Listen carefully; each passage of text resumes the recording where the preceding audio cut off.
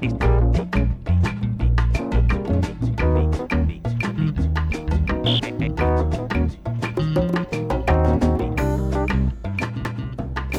du film classique qui dit que c'est l'histoire d'un flic qui perd tout et puis qui devient fou parce qu'on a tué sa femme et son gamin.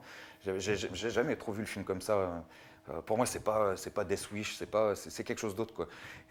Et donc j'avais envie d'écrire là-dessus, du fait que pour moi le gars est déjà, comment dire, comme il est à la fin, quoi. C'est juste que la perte de sa femme, de son copain, de son gamin, va le révéler à lui-même tel qu'il est, quoi. En fait, il fait partie du nouveau monde qui se dessine, quoi. Et il fait plus partie de l'ancien monde comme ses camarades policiers. Et puis tout le côté hypersexuel, je voyais rarement traité, quoi. Le fait que les motards, c'est des nomades, ils se battent contre des gens qui sont sédentaires, ils essayent de briser comment dire, les barrières, et en même temps, sexuellement, il y a une espèce de liberté, de liberté totale, quoi. Alors que le côté policier, surtout le côté de Max, il y a une sorte d'impuissance énorme, quoi. Quand Max on sent qu'il a du mal à dire à sa femme qu'il l'aime, le seul moment où il arrive à lui dire, c'est en utilisant le langage des signes. Et il a un côté un petit peu, comment dire, coitus interruptus, quoi. Le début du film, quand il y a la poursuite, on a l'aigle de la route qui est en pleine excitation, en montée d'excitation, en pleine jouissance, qui est poursuivi par des policiers. On suit d'autres policiers qui rentrent dans la course-poursuite, ça crée des cascades, ça crée de l'action, etc.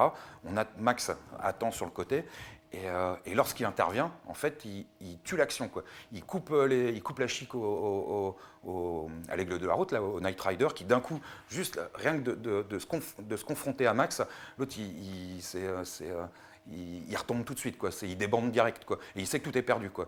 Et en fait, Max intervient uniquement pour tuer l'action, quoi. Et c'est assez atypique par rapport au cinéma d'action, surtout de cette époque où en fait c'est l'antithèse d'Indiana Jones, quoi. Max, il est là pour comment dire, pour couper l'action, quoi.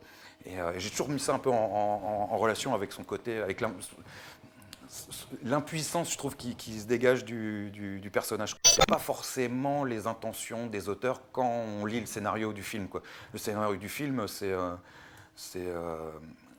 vraiment autre chose, quoi. C'est beaucoup moins abstrait, beaucoup moins ambigu que le film qu'on peut voir, quoi. C'est nettement plus un film.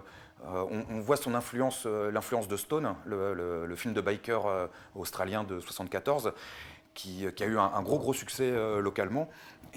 Et l'impression que j'ai, c'est que Miller et Kennedy ont voulu faire un pur film d'exploitation destiné au marché américain, en s'inspirant de Stone, quoi. Et donc dans le scénario, il y a énormément de scènes qui ont été virées, et notamment des scènes beaucoup plus psychédéliques autour des motards. C'est nettement plus un film de biker psychédélique, vraiment de son époque, vraiment des années 70, quoi.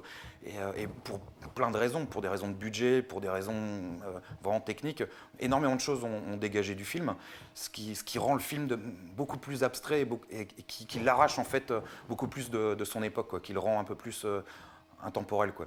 Il y a Mad Max 2, New York 97, des choses comme ça. Il y a les Italiens s'y sont mis à fond la caisse, quoi. Mais je suis pas sûr qu'on ait vraiment qu'il y ait vraiment eu un héritage au-delà des Italiens.